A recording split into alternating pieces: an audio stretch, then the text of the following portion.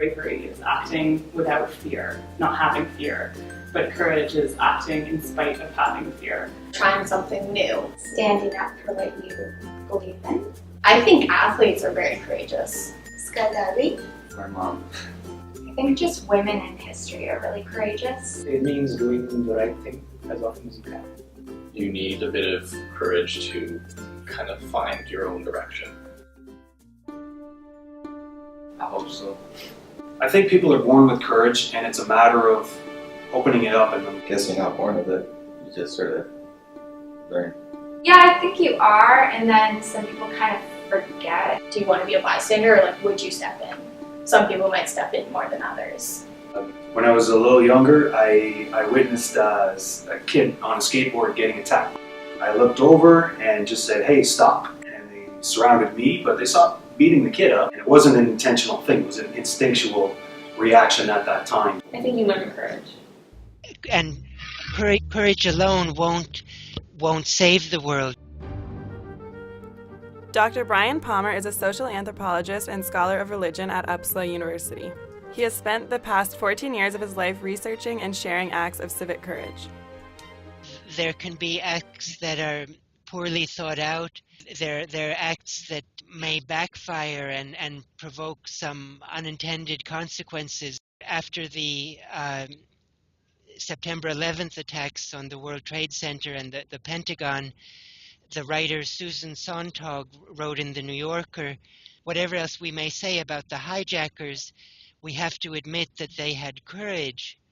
She meant that courage is a morally neutral virtue. To Osama bin Laden and the circle around him, the attacks on the World Trade Center may have been seen as great acts of altruistic courage.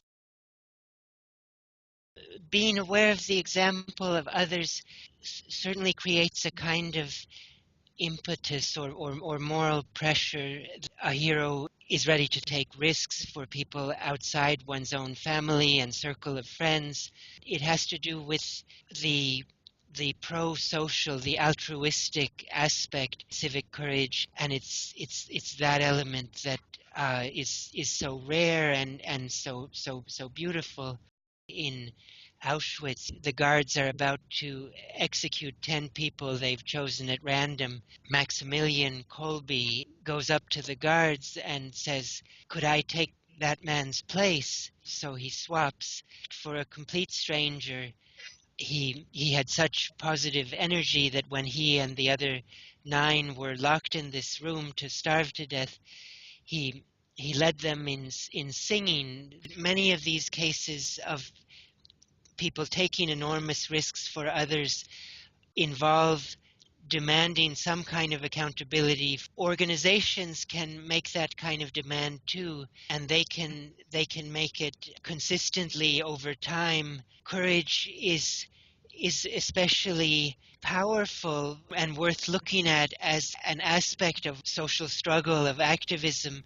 Free the Children is a charity focused on social justice and international development. It was started by Craig Kielberger when he was 12 years old after he read about Iqbal Masai, a boy his age who was murdered for speaking out against child labor. Kyle Schuster is a trip facilitator for Me to We, a chapter of Free the Children. Social justice occurs when the help being provided is worked into a relationship that's more of a partnership. This partnership is the key to avoiding that stereotypical volunteerism where youth go and serve for a couple days and then get to take pictures, because we're not about giving handouts, we're about giving hands up. I'd say the greatest struggle is definitely the feeling of apathy sometimes. Without Iqbal's courageous act, Craig wouldn't have stood in front of his class and said, "I don't know a lot about this, but I want to learn more. Who's with me?" Memorial in Russia, which is a human rights organization working for basic human rights in a Russia that often doesn't have them. That organization has lost several of its leading members to murder.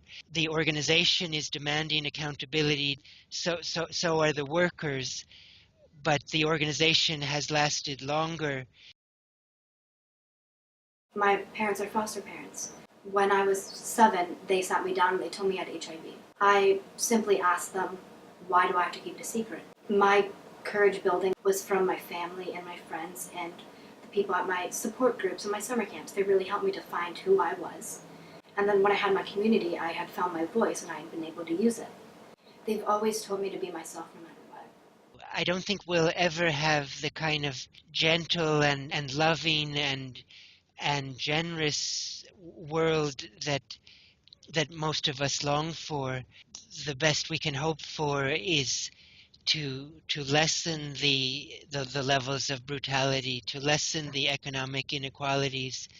In terms of building universal human solidarity, there are really a thousand things to do, and it's a question of picking something in a way based on the facts of one's own life. I encourage people to try and get out there and get the message spread. You just focus on the positives, and that's what keeps you going, and that's what helps you to build up your strength and your courage to keep on talking.